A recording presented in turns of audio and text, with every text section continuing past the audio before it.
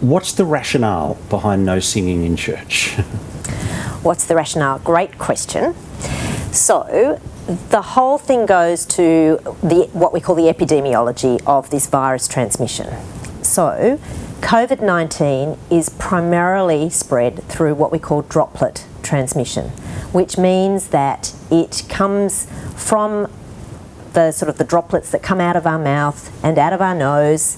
It's in the fluid, and it then can spread to a surface or somebody else's face or someone else's hands, and then that then enters us through the orifice of your mouth or your nose or your eyes. Okay, so it really likes the droplet spread to do it.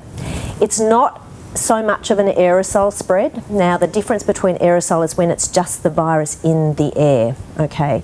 But we know it can spread a little bit through aerosols, and we know that because in hospitals, when doctors are doing procedures with noses and mouths, they're at higher risk of getting it during those particular procedures. Is that why dentists were one of the first to shut down? Yeah, so dentists are much more in line for being able to, and ear, nose and throat specialists, for instance.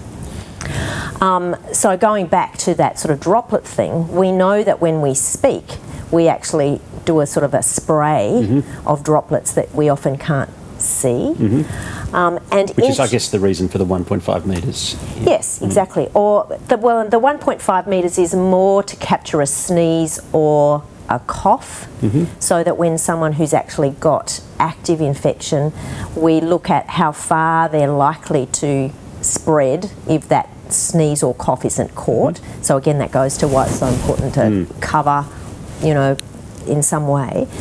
So that's the science behind the 1.5 metres. But interestingly, when you sing, you actually have a greater ability to spread those droplets further, which of course makes sense because we know that we actually have to roar it out. More. Yeah, that's right.